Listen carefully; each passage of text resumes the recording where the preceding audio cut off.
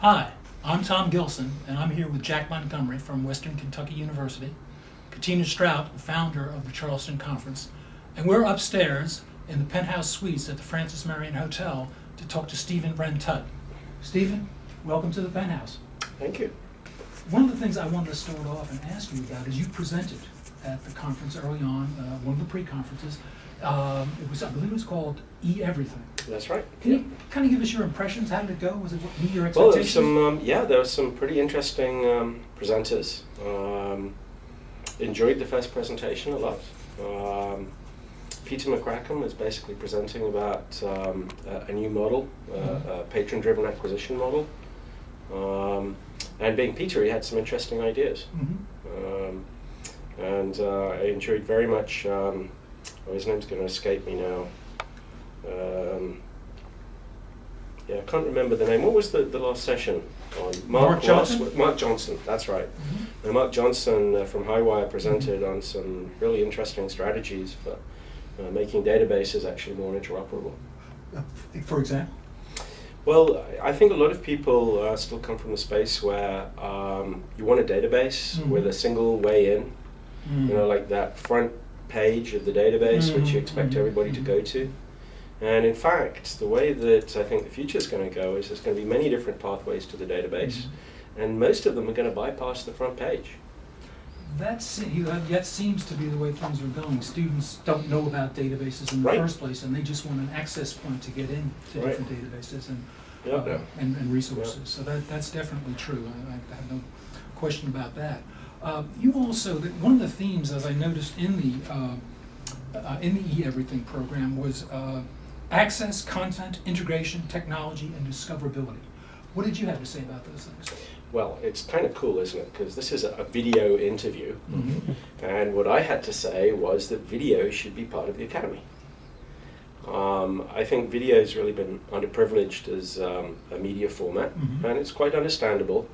You know, in times gone by, video actually exploded when it was silver nitrate film and required special devices, and you know, it was a real kind of a pain to deal with. But pretty much in 2004, as YouTube got going, that problem evaporated.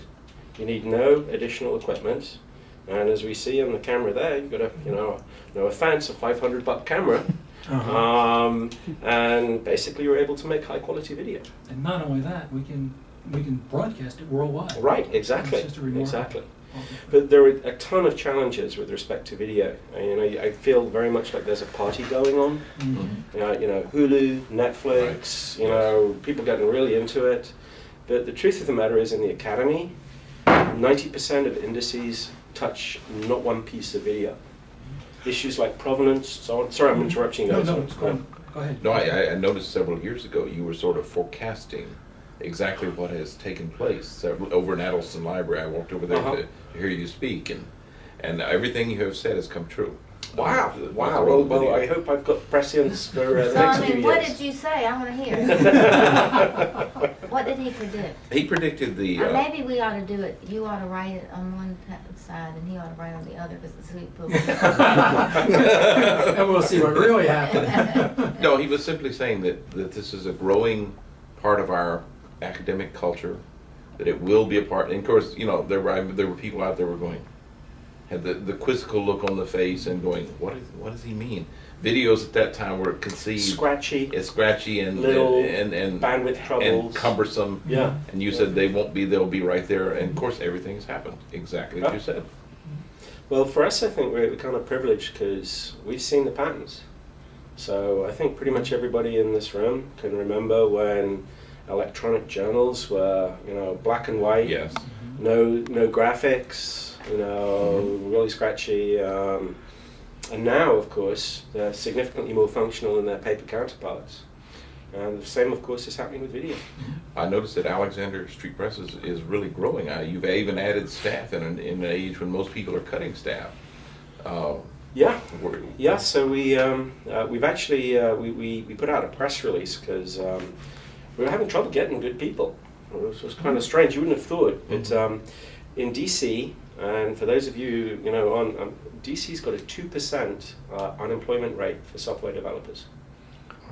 A 2%. Only 2% unemployment rate, which is basically no unemployment rate. Anybody who wants a job can get one. Mhm. Yeah. So we DC. had 20 open positions, and we filled about 10 of those.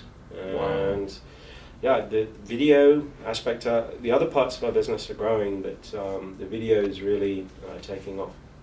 Why do you think that is? Well, it's funny.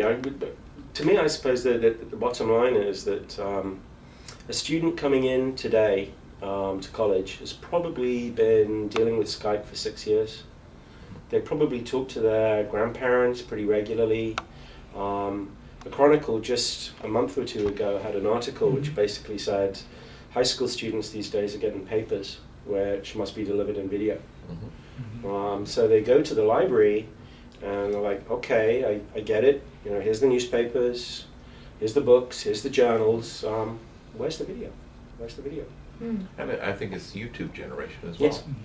They're used to seeing things in that format, and we respond in kind to those to that which is familiar. Sure.